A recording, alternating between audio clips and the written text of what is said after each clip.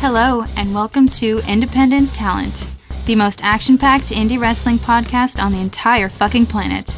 If you're pregnant, have high blood pressure, or experience dizziness, then you've been warned, because your ear holes are about to be crammed full of the #1 local wrestling show in the Mid-South.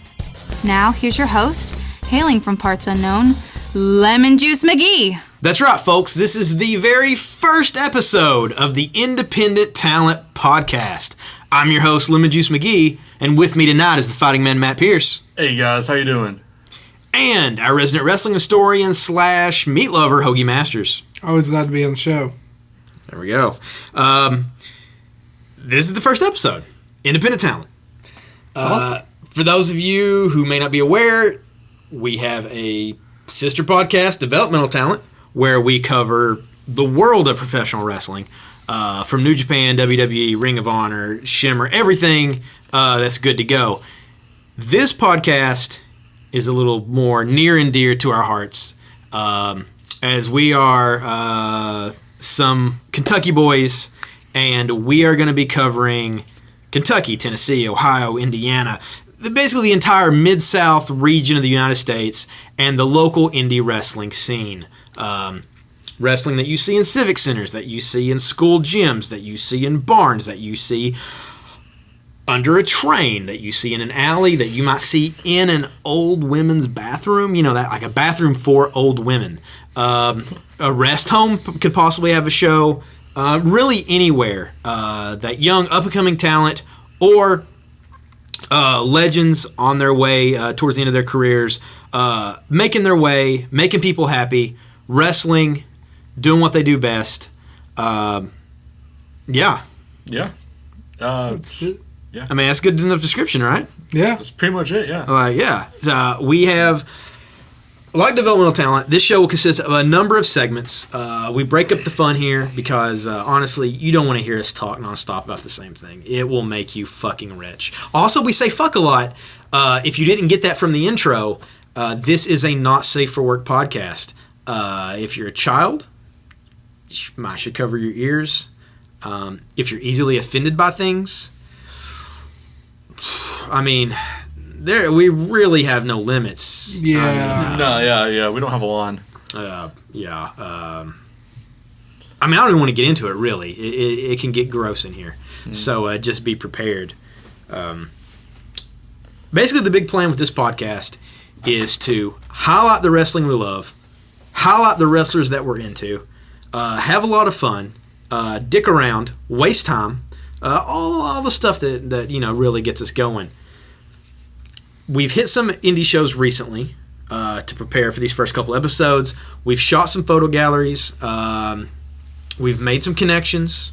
We've probably made some enemies. Probably got a lot of heat on us from, I don't know, well, Hoagie had his pants off.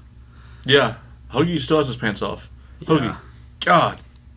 It's 90 degrees today. Leave me alone. But I don't. The heat has nothing to do with me wanting or not wanting to see those blisters. Just put your pants on. He didn't say wanting to first, though. Well, hey, I'm a curious individual. I fully admit that. Just let's not get into that. Okay. So this show's probably going to be a little shorter than normal. We're going to try to keep it still shorter than Developmental Talent. We don't want to keep it too long. Plus, I mean, honestly, we're going to make you listen to 2 podcasts almost every week. So, you know, we only got so much time in the day. So we're going to kick things off with, we're going to talk about New Origins Wrestling. We went to their show, which happened to be their second show ever. We had a great time, and we're going to get into it after this little segment intro. Making the Towns. Making the Towns.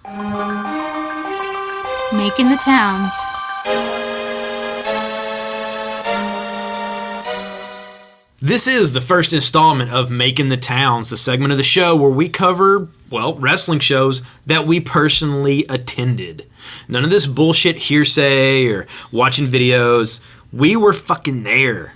And the very first show on the very first episode of Independent Talent is now. As in, not right now. Well, it is right now. but the NOW stands for something. It stands for New Origins Wrestling. They had a show on Friday, June 6, 2015, in Irvine, Kentucky, at the Estill County Fair Barn. Yep. The name of a building that I feel like is misleading. It wasn't very barn-like. No, it was a very nice building. It's more like a civic center, I think, or like a community center is what it seemed to be like. Yeah, there was a lot less hay than I expected. Yeah. A lot less. As in, there was zero hay. Yeah. Or chickens, and he looked for chickens. There were no chickens. He looked. I did look. I hunted. I hunted the chickens, and there was no chickens to hunt. It was a fruitless hunt for chickens. A very nice building. The lighting is great in there. It appeared to be renovated recently. We were told that they had put in new lighting, and when they did, they put in a drop ceiling. I will say that seemed to be detrimental somewhat. The ceiling's very low in the building. Yeah. Yeah. It now uses a regular sized height regular ring. So the ceiling, I mean, once you get on the top turnbuckles, there's not much room before you're hitting the drop ceiling. Yeah, there's a couple wrestlers who actually, their heads got hit when they were trying to do poses and stuff on the top rope. But for the most part, the guys were aware and were able to tuck their feet for suplexes and make sure that they didn't hit the drop ceiling at all. Yeah, and they kept it on enough to where, I mean, they still managed to, which we'll get into, they still managed to make their way out of the ring in aerial maneuvers and despite that ceiling. Yeah. The layout, we'll talk about that for a minute too. Now has a very interesting overall feel. Yeah. Their ring is extremely brightly colored. Like crazy bright. Like we're talking oranges and pinks and spirals and shit that if you were on acid, you'd be just puking your guts out. Their ropes are actually rope lights. Whenever the show starts, they kick off the lights, turn the rope lights on, and there's this black light effect that is awesome. Yeah. It's really cool. And they there's no windows, or at least if there were, they had them blocked off. So they shut all the doors, and it was pretty dark. Yeah, you couldn't see anything. Yeah. People could have just ravaged our gimmick table. We wouldn't have known because besides our laziness and inability to actually pay attention to things, it was dark. Yeah. Like it was really dark. Dark. Yeah. But yeah, the intro was great. In fact, that would probably be, other than the low ceiling, which hampered a little bit, that's the only probably other negative at all is that, but it's not really a negative, it's just that the effect with the lighting and the darkness and the ring being so bright was so cool. I wish they were able to use it more often. Yeah. I honestly wish, was they had a couple intermissions during the show, that's how they brought the crowd back in from intermission. It's true. Getting the seats might have been a little tough, though. Yeah, that's true. It's true. Yeah. It's got its drawbacks, but it's definitely got its benefits. Well, I make sure like everybody was seated, then do it, and then... And one of the reasons why we've been hard to get back to the seats because the place was packed. Yeah, Yes. It was packed. They had 3 sides of the ring, had seats. Not really 3 sides. It's more of a big semicircle. Circle, Yeah, that went around, and every row was full. Yes. Like they were gracious enough to hook us up with a table that we could put out our business cards and stuff to pump developmental talent and set up our camera stuff and all that. We thought that there was a chance we were going to have, which we would have done. We thought we were like, well, we're going to have to give them our seats because there were so many people coming in during the night. Not only were the seats full, there were these like wooden bleachers in the back of the building that had quite a few of the elderly on it. I don't know if that was planned or if they were just like, look, old people, get to the back of the room. But that's the way it worked out. Yeah. That's the way it worked out. Scott Diamond was, I guess for a better term, he was the ring announcer for the night. Yeah. Kind of the MC. Scott Diamond from the shows that we've seen in various parts of Kentucky is a very known entity. Yeah. He is a high-profile manager with the Diamond Cartel, which has some really good wrestlers under his belt there. Yep. At WCCW, it's almost like he's the general manager, commissioner type situation. Here at Now, he was doing the ring announcing. Not only is he good, and he's a heel, whenever he's in his managerial role, the crowd loves the guy. Yeah. I don't know if it's a suit, the sweet-ass facial hair, I don't know. But the guy's got the right attitude, and the people love him. Like, almost like Ric Flair love him. Like, he's just like, universally like, they like him. Yeah, and the suit, like he dresses in like a nice suit. It's like a 3-piece suit a lot of times. Yeah. His hair's great. It's the whole package. He looks the part. He looks the part. Yep. Matt wanted to give him a massage. So I appreciate good hair. Oh, there you go. That's true. That's true. Matt knows about hair. Yeah. To me, he reminds me of kind of like Kentucky's version, maybe like a Bobby Heenan or a Paul Heyman, where he does announcing, but he does that manager role also. Yeah, you can kind of see like parallels between that. Yeah. So he came out, he kicked off the show, gave the announcements, and then we kick off with the first match. The first match of the card was N.O.W versus Mr. Wrestling. Yep. N.O.W we had seen previously. We had seen him in UWF. Yeah. And I'd seen him in WCCW. Yes. N.O.W, it seems like he's in the process of either he's adjusting his character to the crowd, or he's just in the process of evolving it to what he wants it to fully be. He's a little bit different every time we've seen him. Yeah. This time, he wasn't doing a lot of like the faux Egyptian talk. He was speaking. Granted, he said, "Well, you're all gonna die, or you're gonna you die." Yeah, it was it was something something to the degree that he was gonna murder everyone. But he's got a great look. Yeah, and great like everything. Yeah, his deal is basically like an Egyptian god, like he's at a Stargate. It's fucking awesome. Yeah. He force chokes people. He does force choke people. Awesome. There was no force choking though at the Now show. Yeah, that's true. But we saw him force choke a guy off a ladder. Yeah. And it was fucking spectacular. It was awesome. The crowd shit on it, but I think it was just because they were stupid. Yeah. If The Undertaker had done that, they would have just awesome. they would have just wet themselves. He did it great. This match against Mr. Wrestling was great. Good back and forth. Yep. They worked the crowd. The crowd loved Mr. Wrestling. He was the face. They were all down. He was doing good.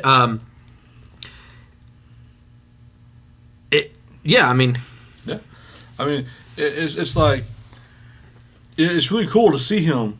So see all these guys in different areas and to see the characters evolve. And Which for N.O.W at this show, he didn't have Scott Diamond with him because at UWF, Scott Diamond was his manager. Yeah. Kind of was his mouthpiece. Yeah, and here they just played it off. Yeah. Which is also one of the benefits of the indies, especially local. You get to see these guys in somewhat different roles. Yeah. But close enough to the same thing to where they can build a story in each place, and you can get a following for this guy. And if say you're down for N.O.W, and he's the coolest motherfucker alive, you can hit almost any weekend, find him at a show, and follow what he's doing. Yeah. You know. One thing I'll say: the match was quick. It was a lot quicker than I thought it was going to be. Yeah. This is very much.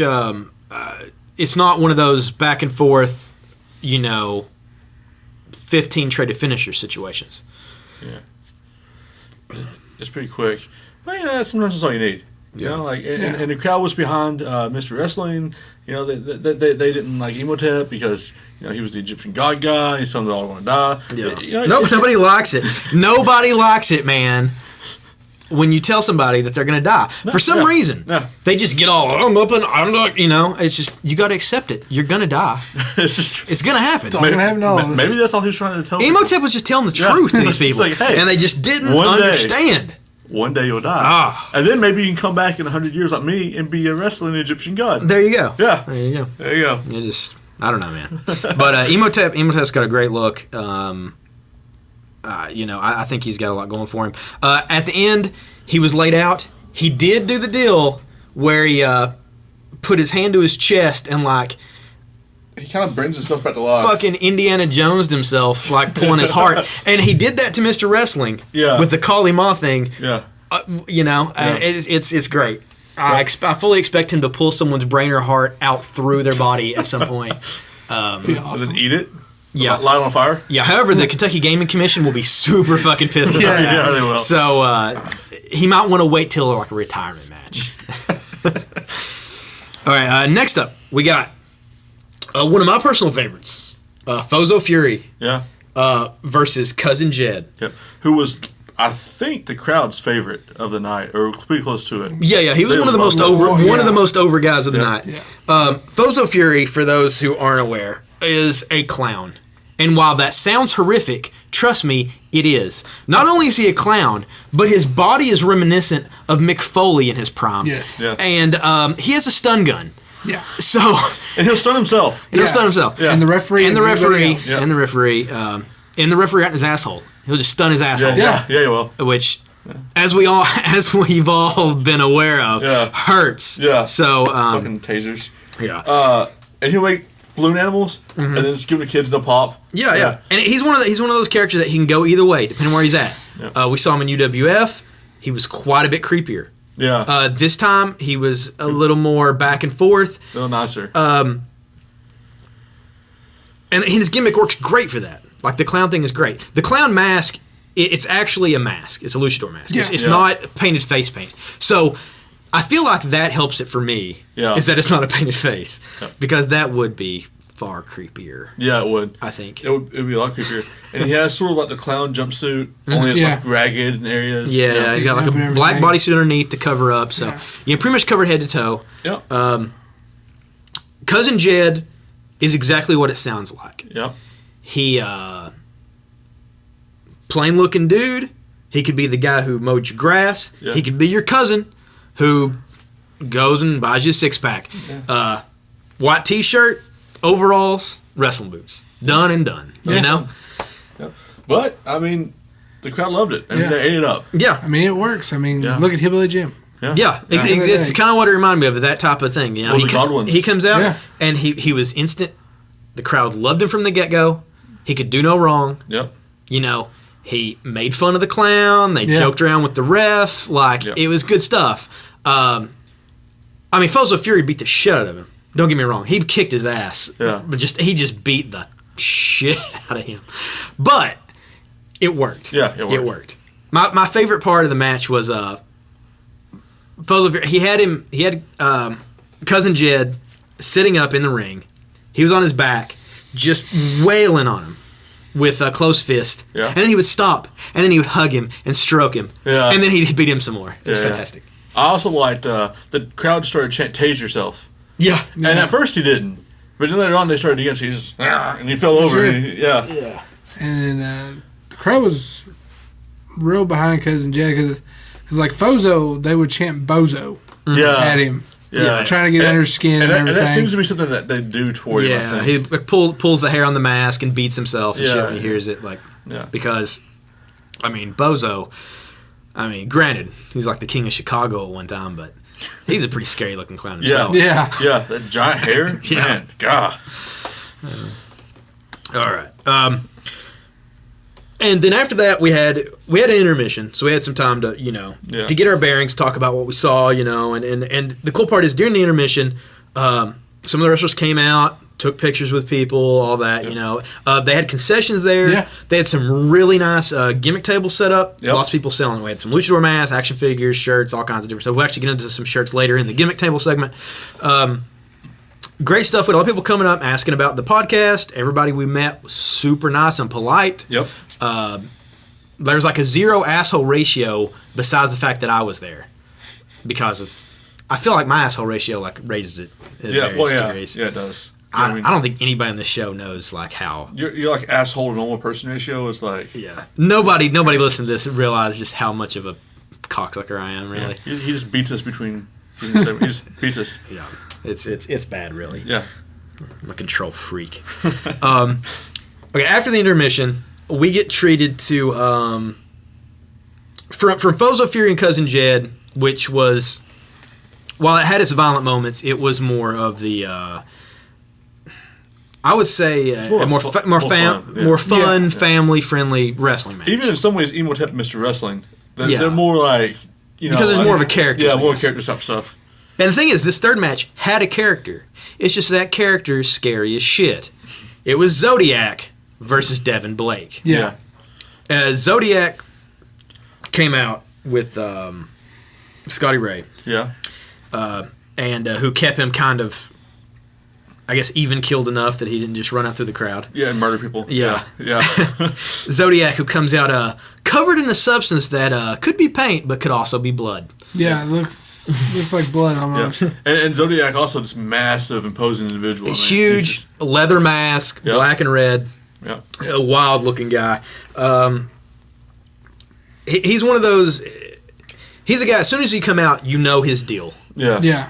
You know he is there to fuck some stuff up. Yeah, he's going to beat you down. Yeah. But then you had Devin Blake, who was ready to rise to the challenge. And when he hit, the crowd was down for him. Yep. They were into him hot. He come in hot to the ring, got to it. He got some offense in. Yeah. The Zodiac just got a lot more offense in. Yeah. But he didn't let the Zodiac... Yeah, size-wise, we're talking Zodiac's like double his size. Yeah. And that's the thing. Devin Blake wasn't like a real small guy. No. He was built. It's Zodiac's just... He's a beast. Yeah. But Devin, he did not back down one bit. No. And he actually... I think he was... There was a point where I thought that maybe it could have turned in his favor. Yeah. When it looked like he was hitting... I don't know what his finishing move is, so I'm sorry if I'm butchering it, guy. But it looked like he was doing like a roaring elbow. Yeah. And Zodiac ducked it. And then that's when shit went bad. Yeah. Real bad. Yeah. Went outside the ring. That was post heart punch. That's true. Yeah. Zodiac's finishing move is a heart punch that it probably works. It probably works. You're punching hard, you're gonna go down. Yeah. He pins that arm back and just rears into it. Yep. Yeah. Devin Blake first-hand encountered that heart punch several times. Mm-hmm. Several times. Yeah. You want to talk about how he pulled him out? Yeah, he pulled him out of the ring and just they went back and forth a little bit, but mostly it was Zodiac beat the hell out of him, and then he just heart punched him. Mm-hmm. And Blake almost got counted out, got him back in the ring, and then there's another heart punch and a pin, and then Zodiac just went back at it some more. You know? Yeah, and that's the thing. Zodiac pinned him, beat him, took off. Yeah. Devin Blake gets up. Yeah. I'm still standing, you son of a bitch. I don't know if he said son of a bitch. I would have said son of a bitch. We'll just say he said son of a bitch. Even though I'm sure he probably didn't. Yeah. But anyways, Zodiac comes back out and just wails on him some more. Yep. Devin Blake gets up again. He gets up again. Yep. Does it again because... That's what monsters do. Maybe that's what gets him off. I don't know. But he came back out. It got to the point where Zodiac had him outside, pulled Devin's elbow pad off, put it on, gave him the elbow. Yeah. It just put him in the ring, like cradled his head. Conceivably could have just snapped his neck. I don't know. Yeah. It was... Told everybody that they should use their last breath to kiss their children goodbye. Yeah. Which is kind of creepy. Yeah, it was really creepy. But it was an awesome match. Once again, as we've said with like Emotep Mr. Wrestling, even Foes of Fury and Cousin Jed, Zodiac and Devin Blake, a lot happens in the match, but these are not long matches. No. Right. Which we're not used to that as much on these indie shows. We're used to a little more time to tell the story. Yeah. They didn't really need it, and it kept people from getting bored with what they were seeing. Yeah. Nobody was like, oh, this match has lasted too long.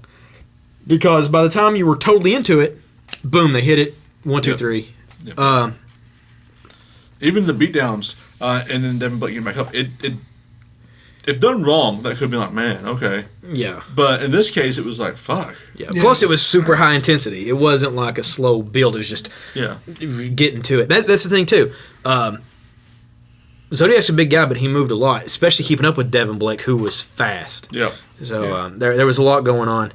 But yeah, Devin did get quite a bit of offense in on Zodiac overall. We didn't get into a lot. I mean, it would get back and forth, but it seemed like Zodiac was just too much to handle. It was an uphill battle. Yeah. Which you were talking about the crowd and everything. I remember there was a couple girls in like the front row telling Scott Diamond to pretty much stop it. Yeah. No, during the post destruction. Yeah. After they finally get Zodiac to the back and help Devin Blake out, we got Sean Bain versus Nick Vickers. Mm-hmm. Sean Bain, a lot of people have probably seen like in WCCW. Yep. Making an appearance here and now. I believe he's at their first show, but don't quote me now. I don't have the actual list out right now, so I may just be way too hyped up to know what I'm talking about. The crowd, not fans of him. No. Arrogant attitude. Yep. They were not having it. Nick Vickers come out. Yep. They went crazy. Yep. This match, really good wrestling. Yeah. Yeah. Yeah. Really good chain wrestling. Lots of work in the legs. Like, there was reasons for what they were doing in the ring. Yeah. Yeah. Yeah. Yeah. Really solid technical match. Actually, these next couple matches are like that. But, yeah, it's just solid back and forth. Less so of a character. There's not really a character in this one that there were the previous three. But, I mean, that's fine. I mean, but you know, this is more just solid technical wrestling. Yeah. What you're talking about, the character thing. Sometimes you don't really have to have this over-the-top character Yeah. to tell your story. You can tell a story in the ring with your wrestling. Yeah, and some shows we go to, I mean, you get a lot of that. You get a lot of that Ring of Honor type regular indie style where you got regular guys. Then we got other shows that we go to that are very much like 1980s, like cartoon character-esque, you know, family-oriented shows, and they all have their place. Now did a very good job of mixing the two together. Yeah, it did. You know? Yeah, really impressive. Which we'll talk about later, you know, towards the end of it. The stuff that happened at the end of the show was very much the opposite of what happened at the first of that show. Yeah. But it still all worked. Yeah. And the crowd understood the levity of it all because they saw the fun stuff and they saw this other stuff and they were like, oh, okay. Like, you know, this is important, you know. But yeah, Sean Bain, the thing I like about it a lot is Bain worked Vickers' legs a lot. To the point where when Vickers had Sean Bain up through the backbreaker, his leg was buckling underneath him. You know, so like they did a really good job of working it, you know. Yeah, ring psychology like that's important to decide a match, that sort of thing. It was good. Yeah, it was a really good match. I'm looking forward to seeing these guys before. It was the first time seeing Nick Vickers wrestle. Yeah. And it was good. I've seen Sean Bain wrestle before at KZW, Kentucky's Own Wrestling. Before. Yeah. But in that one time we saw him there, it was more of a squash kind of. Yeah. And not in his favor. So this is the first time we really got to see him do his stuff on an opponent more his size, and he's got some skill. Really impressive. Yeah. All right. Fifth match on the card. Triple threat. It was a really good match. Yeah, it was an awesome match. King Kong Dookie, JD Cross, and Izzy For Real. Yeah. Especially JD Cross and Izzy. It was a huge high-flying match. Yeah.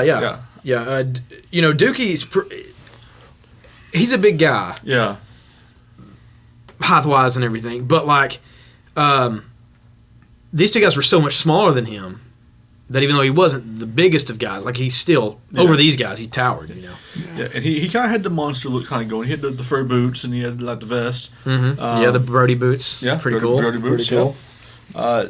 And definitely just he dominated early. Kind of, you know, I won't say he got lost. He also came out with Scotty Ray. Scotty Ray, yeah. I won't say he got lost in the middle. He didn't really get lost so much as it just became more of a the high-flying offense more took over the middle part of the match. Because the high-flying offense was so necessary to keep him from just destroying him. Because once he got a hold of somebody, they were fucked. Yeah. So yeah, there was a lot of that. One of the highlights, Dookie's outside the ring, backside of the ring, away from the crowd. JD Cross vaults himself over the top rope like a crossbody onto Dookie. Dookie hits, they both fall, they both get up. As soon as they get up, Izzy For Real off the top rope, front flip onto him. Yeah. They also, because it was a triple threat match, they do the spots where, like, JD Cross would get Dookie down, and then he'd go to pin him, but then Izzy would come in, you know? Yeah, and then, like, Izzy and up. JD would help out each other for a minute to get him down, and then they'd fight each other, you know? It's just one of those things that... Yeah, and there was lots of times, too, where, like, I was like, oh, JD Cross pulled that shit off. Yeah. He just won. Nope. Very back and forth, you know? You just didn't know who's going to win it. Yeah. JD Cross did look really strong, though. He came off looking really strong in the match. Yeah. Izzy For Real, was probably the crowd favorite. Yeah. He was the one that got the biggest. He's the last one to get called out and got to be. And that's the thing, we're just not really familiar with him, but it seemed like he's Yeah. He's one that crowd's familiar with anyway. Yeah.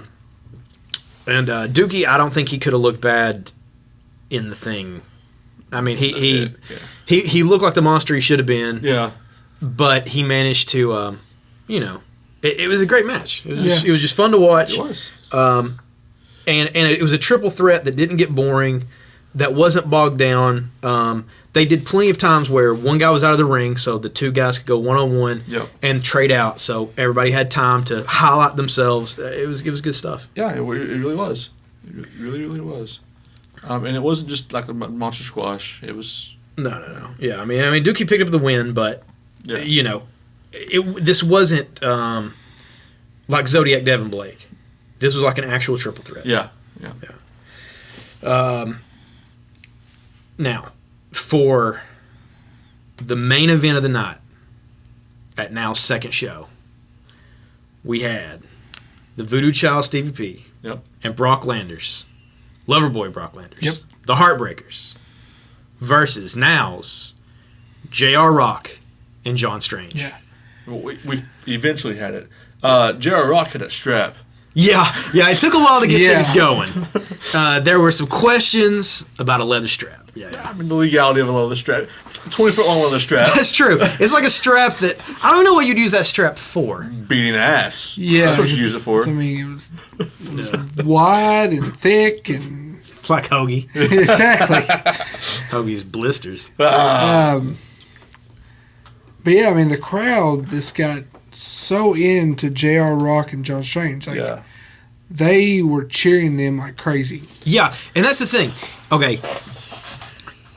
And we talked about this. We talked about this show really ad nauseum the entire ride back. We recorded in Somerset. This was in Irvine. We're looking at over an hour. Plus, we stopped at 8, and all we did was talk about this fucking show. Yeah. It was ridiculous, really. We probably should have just shut up about it after a while. I think we talked about it so much that it's hard to talk about it now because we talked about it so much already. I don't even know where I was going with that. What were we even talking about? Talking about the crowd. We were talking about the crowd. Okay. Also, we're recording this at 1:36 a.m., so that explains a little bit too. The ceiling was low, which may have counted for part of it. Yeah. But there was such a large crowd, and they were so into it all night. It was super fucking loud. Like, super loud. Yeah. Like, I don't even know. I really can't compare the noise that crowd made to probably any other smaller indie show that we've been to. Yeah, it's probably one of the loudest. Yeah. I'll say New Origin Wrestling at Estill County Fair Barn probably had the best crowd we've ever seen. Yeah. Like as of right now. There were times they just got so into it and so loud, I almost had to cover my ears. Yeah. It was... Yeah.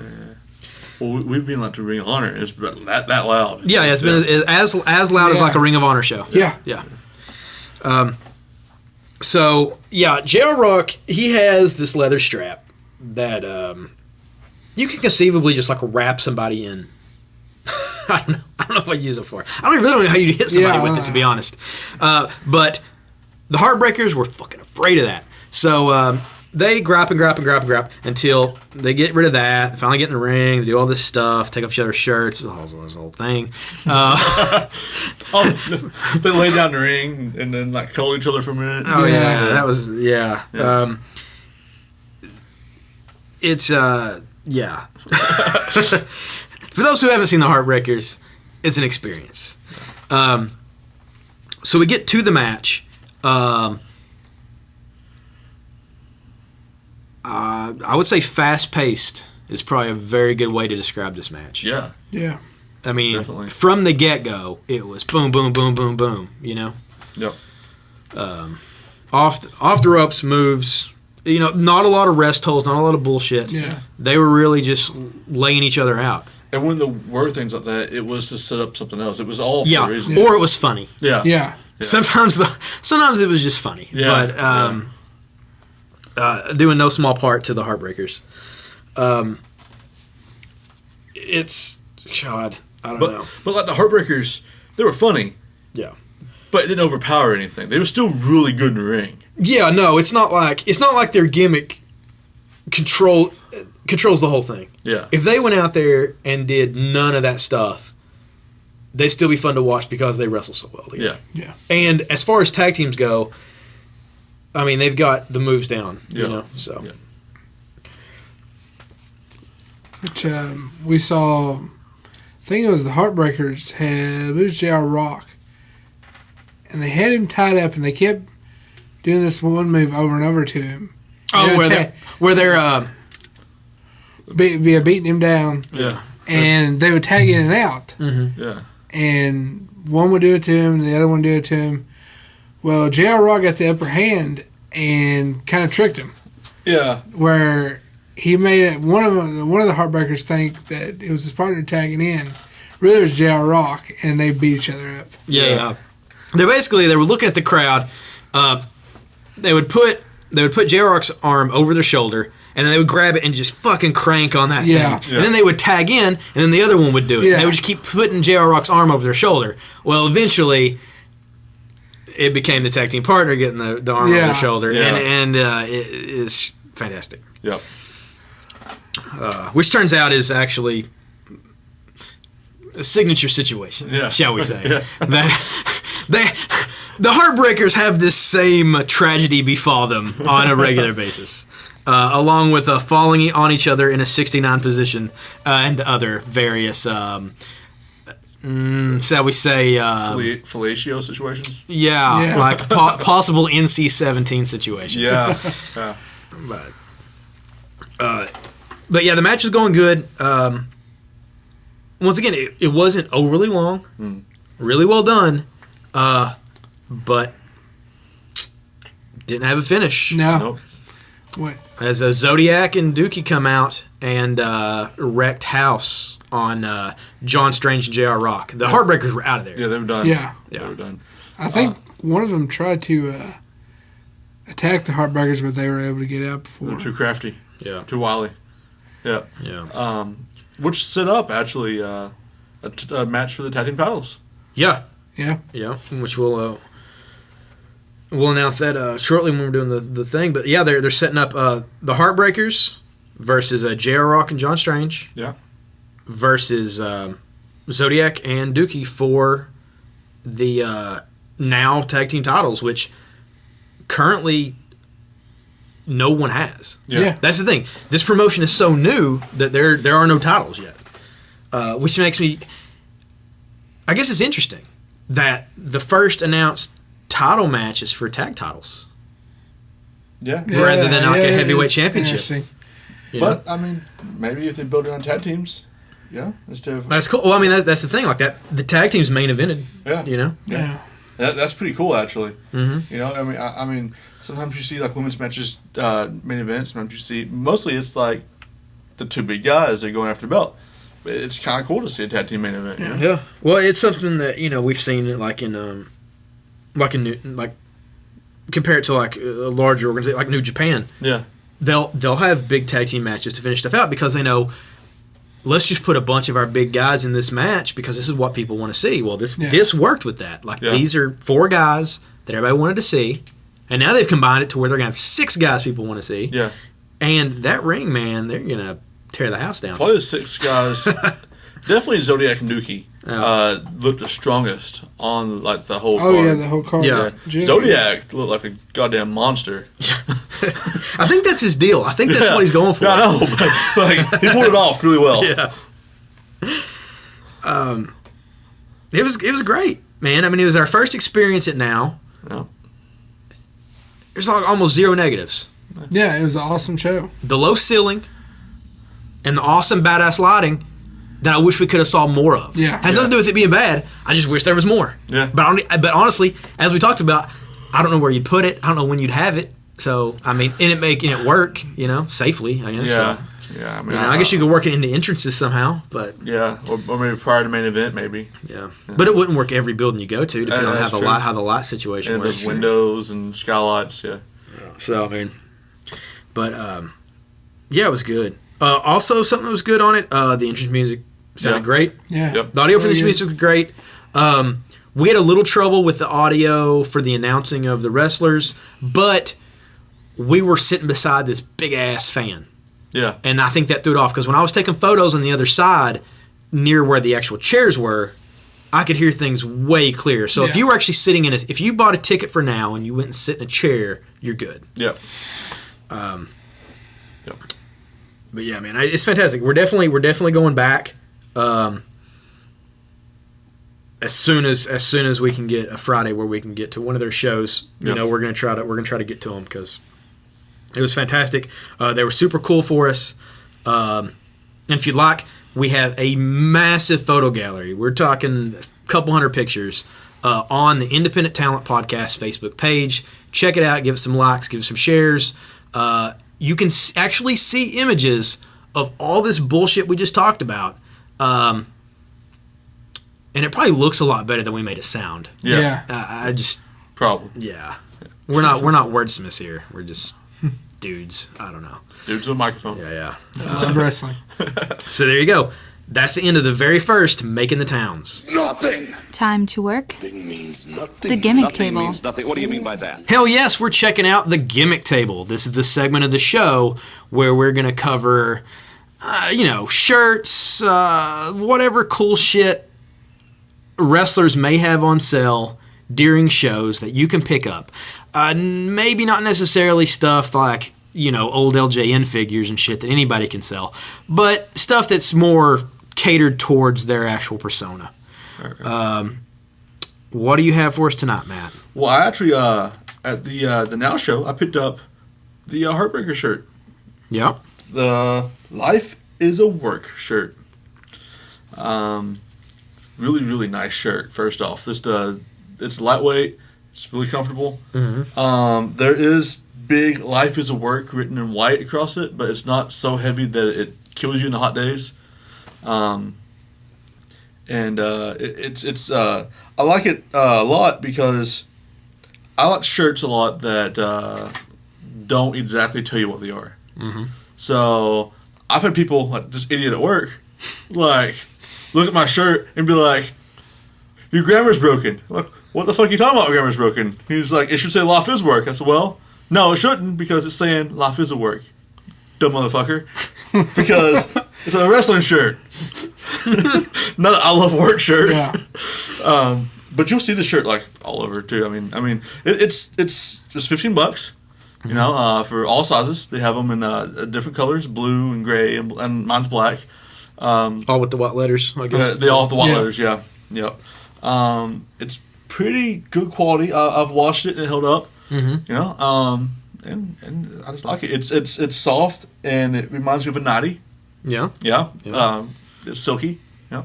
Well, I think it's what the Heartbreakers would like their shirts to be. I feel like. And the Heartbreakers wear the Life is a Work shirt to the ring. They do. So do you feel like a Heartbreaker right now? I do feel like a heartbreaker. I mean, Hoagie's pants are off. Yeah, no, it's like massage time. Yeah, massage time.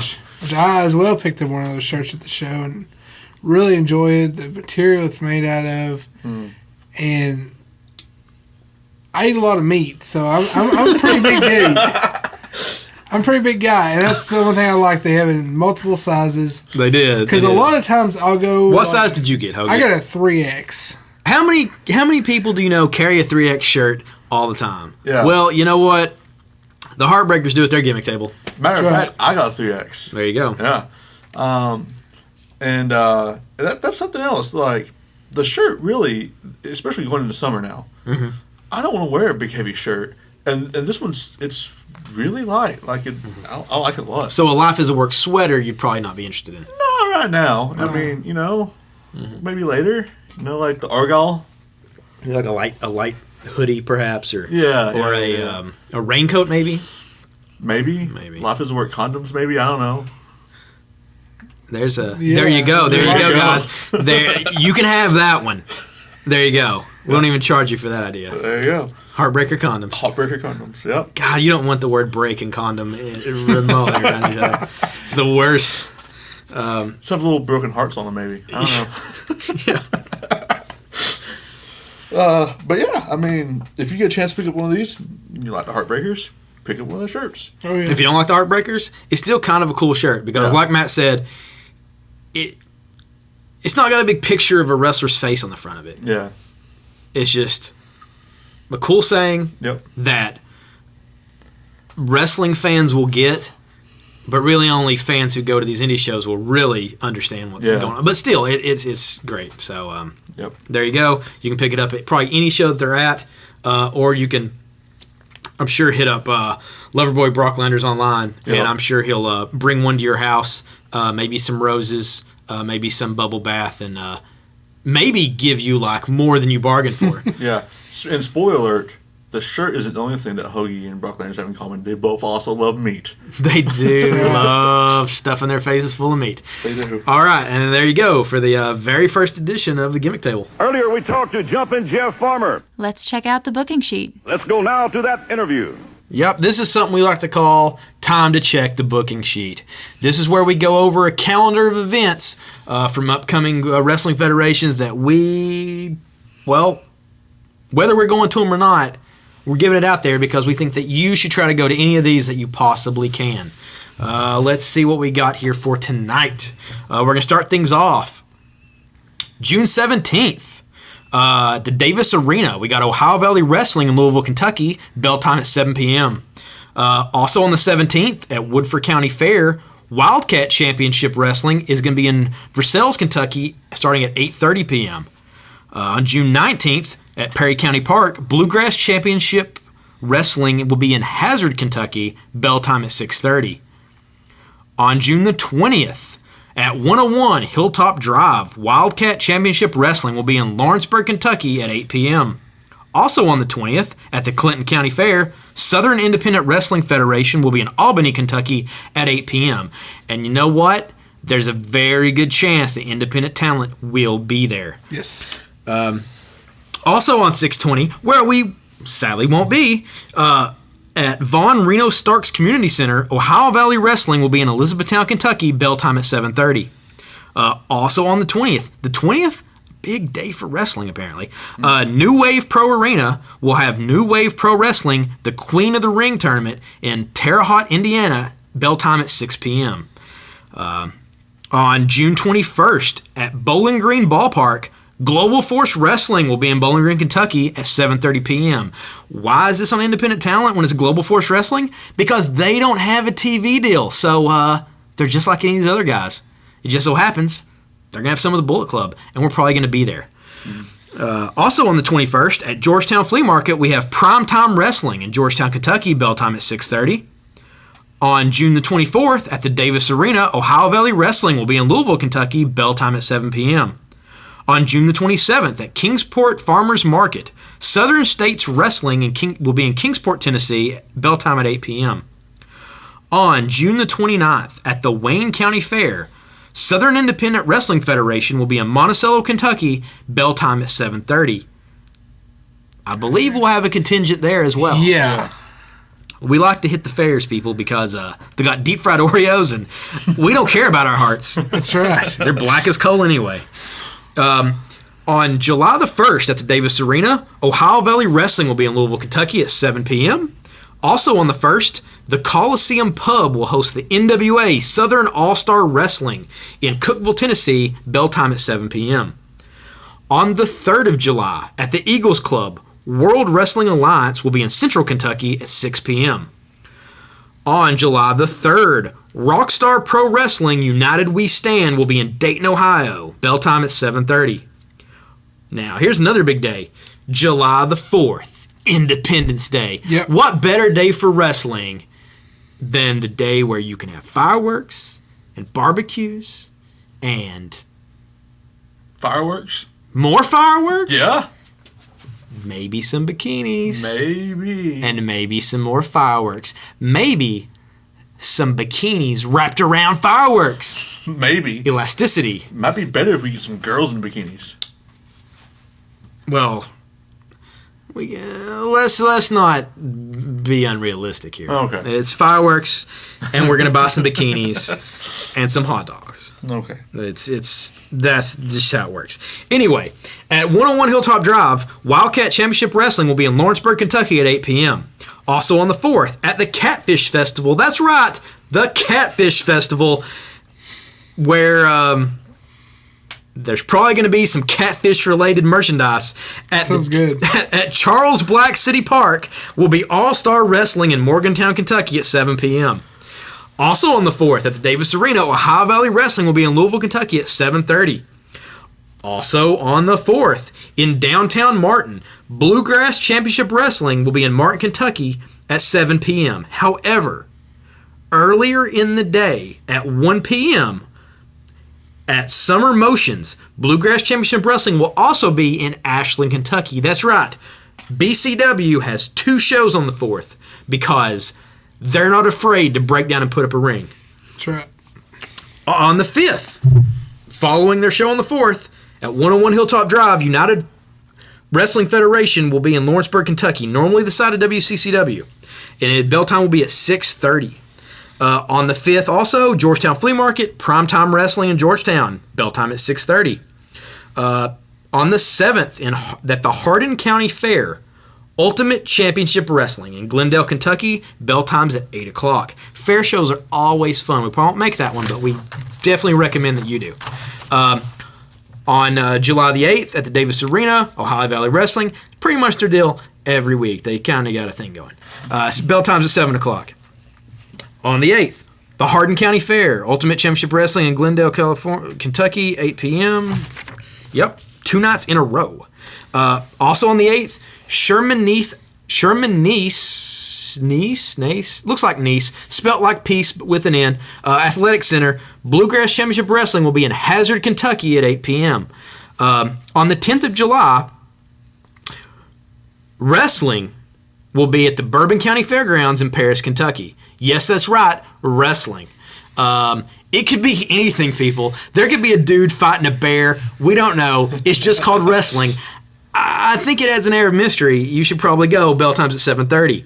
Also on the 10th, at the Estill County Fair Barn, here we go. New Origins Wrestling in Irvine, Kentucky at 8 p.m., where you will get to see the Heartbreakers versus John Strange and J-Rock versus Zodiac and King Kong Dookie for the now tag team championships, which I'm looking forward to seeing what those belts look like. Yep. I love them. Probably really, really cool yes. based on what their ring looks like. Yeah. They should be awesome. Also on the 10th, at the Ohio City Masonic Center, Absolute Intense Wrestling presents Absolution X in Cleveland, Ohio at 7:30 p.m. On the 11th of July, at 101 Hilltop Drive, we got Wildcat Championship Wrestling in Lawrenceburg, Kentucky, bell time at 8 o'clock. Also on the 11th, at the Corbin Civic Center, we got Traditional Southern Wrestling, Corbin, Kentucky, at 7 p.m. That's a TSW. Got some of our buddies wrestle there. It's going to be awesome. We're going to try to make that show. Also on 7/11 at Livermore City Hall, the World Wrestling Alliance will be in Livermore, Kentucky, at 6 p.m. Also on the 11th, Millard School, the NWA Appalachia, will be in Millard, Kentucky, at 7:30. Also on the 11th. The 11th has like a shitload of shows. Also on the 11th, on the Old Shopville Gym in Somerset, Kentucky, Kentucky Zone Wrestling will be in Somerset, Kentucky. This is kind of our home base thing. We usually hit a lot of their shows. So if we're there, stop by, say hi. Might give you some stickers. Also on the 11th, we got the Old Wheelwright High School Bluegrass Championship Wrestling will be in Wheelwright, Kentucky at 8 p.m. Again on the 11th, at the Twist, Shout, and Cheer, which from what we hear is a pretty good-sized building, New Origins Wrestling will make their debut in Mount Sterling, Kentucky, which hasn't had any wrestling in quite some time. Bell times at 8 p.m. Should be an awesome show. Also on the 11th, at Western Kentucky State Fair, Ultimate Championship Wrestling will be at 2810 Richard Street in Hopkinsville, Kentucky. Bell time at 7 p.m. Central Time. And finally, also on July 11th, at the Winchester YMCA, Prime Time Wrestling in Winchester, Kentucky. Bell time at 7:30. That's our look at the booking sheet for this week. That is a shitload of wrestling. Yep. Go to some of it. And there's the roll-up. Oh, and that's it for our very first episode of Independent Talent. I think it went okay. Yeah. Considering we're all super tired. Yep. We'll see how it goes tomorrow when we can't function. Thanks for all of you that have listened this far. We're going to do this again soon, so never fear. The next second episode will be covering the last PWR event we went to, which took place on June the 6th. Possibly one of the best live shows we've been to since Ring of Honor. It's not even a joke. We're going to cover a lot of that. Third episode, we got a bunch of other new shows to cover. We got some KZW, we got some UWF. We got some interviews coming up. We got some funny / possibly creepy segments coming up. We got some good stuff. Yep. Be sure to check out the Independent Talent podcast page on Facebook.